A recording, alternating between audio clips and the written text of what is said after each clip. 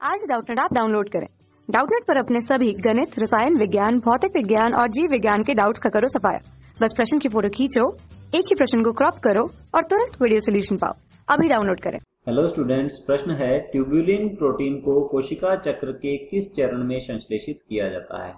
तो स्टूडेंट सबसे पहले हम समझ लेते हैं ट्यूबुलिन प्रोटीन जो है इसके क्या कार्य हैं। तो लिख लेते हैं ट्यूबुलिन प्रोटीन और इसे कौन सी प्रावस्था में संश्लेषित किया जाता है। तो स्टूडेंट ट्यूबुलिन प्रोटीन जो है ये कहाँ कहाँ सहायता करती है, क्या कार्य कर रही है, इसके बारे में यदि देखें तो ट्यूबुलिन प्रोटीन जो है मध्यावस्था में, तो स्टूडेंट ये क्या करती है, मध्यावस्था में जो गुणसूत्र हैं स्टूडेंट, गुणसूत्रों को क्या करती है, मध्य रेखा पर, या हम कह सकते हैं कि मेटाफिजिक जो प्लेट है उस पर व्यवस्थित करने में सहायता करती है। तो हम कह सकते हैं गुणसूत्रों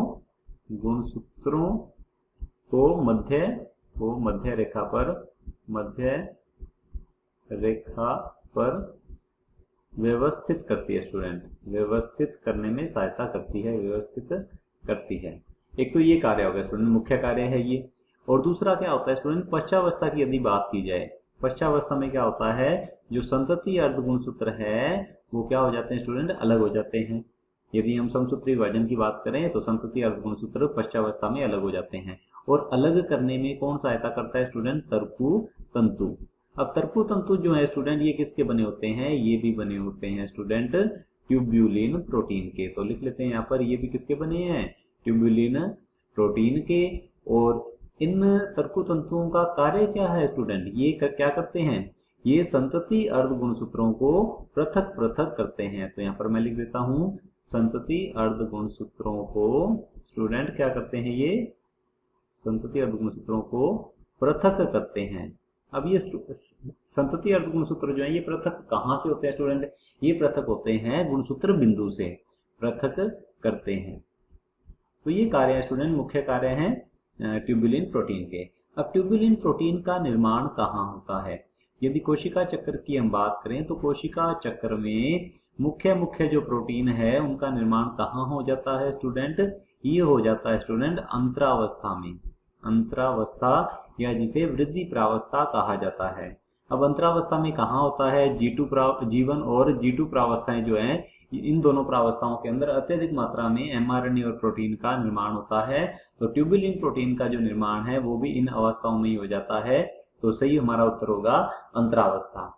तो चलिए चलते हैं ऑप्शंस की ओर। ऑप्शन ए में दिया हुआ है पूर्वावस्था। तो पूर्वावस्था में स्टूडेंट्स क्या होता है कि गुणसूत्रों का संघनन होता है। यहाँ पर मुख्यतः हम यदि बात करें तो यहाँ पर तो होता है गुणसूत्रों का संघनन, और जो न्यूक्लियर मेम्ब्रेन या फिर जिसे कहते हैं कि केंद्रक झिल्ली जो है ये क्या हो जाती है, विलुप्त होना स्टार्ट हो जाती है, केंद्रिका विलुप्त होना स्टार्ट हो जाती है स्टूडेंट्स।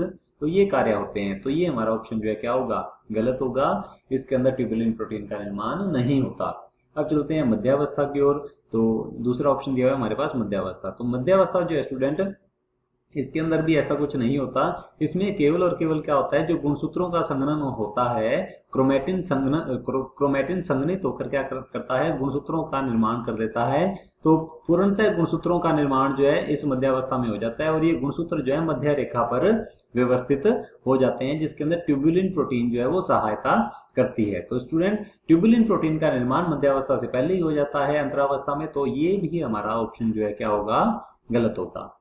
ऑप्शन सी देख लेते हैं, अंतरावस्था लिखा हुआ है स्टूडेंट, बिल्कुल सही उत्तर है। अंतरावस्था में ही क्या होता है, कोशिका चक्र की अंतरावस्था में ट्यूबुलिन प्रोटीन का निर्माण होता है। क्योंकि हम कह सकते हैं कि कोशिका चक्र या कोशिका विभाजन से संबंधित जितनी भी जरूरी प्रोटीन है उनका निर्माण, जितने भी जरूरी एंजाइम है उनका निर्माण कहाँ होता है स्टूडेंट, अंतरावस्था में ही होता है। तो हमारा ऑप्शन सी जो है क्या होगा, सही होगा। आगे देख लेते हैं ऑप्शन डी में अंत्यावस्था दिया हुआ स्टूडेंट। अंत्यावस्था की यदि बात की जाए तो अंत्यावस्था में क्या होता है कि ये जो गुणसूत्र होते हैं, जो संतति अर्ध गुणसूत्र हैं जो अलग हो गए थे, ये विपरीत ध्रुवों पर जाकर स्टूडेंट क्या कर लेते हैं, ये असंगठित होना स्टार्ट हो जाते हैं। तो स्टूडेंट जिससे कि गुणसूत्र अपना रूप जो है खो देते हैं, ये क्रोमैटिन के रूप में आ जाते हैं, केंद्रक झिल्ली दोबारा आने लग जाती है, दो केंद्रकों का निर्माण हो जाता है स्टूडेंट, केंद्रिका दोबारा आ जाएगी। तो स्टूडेंट क्या होता है, ये कार्य होते हैं अंत्यावस्था में, इसमें किसी प्रोटीन का निर्माण नहीं होता। तो ये भी हमारा ऑप्शन जो है क्या होगा, गलत होगा। तो ऑप्शन सी जो है ये सही उत्तर है। कक्षा 6 से 12वीं से लेकर नीट, IIT, JEE वो एडवांस के लेवल तक 1 करोड़ से ज्यादा छात्रों का भरोसा। आज ही डाउनलोड करें डाउटनेट ऐप या व्हाट्सएप करें अपने सारे डाउट्स 8400 400 400 पर।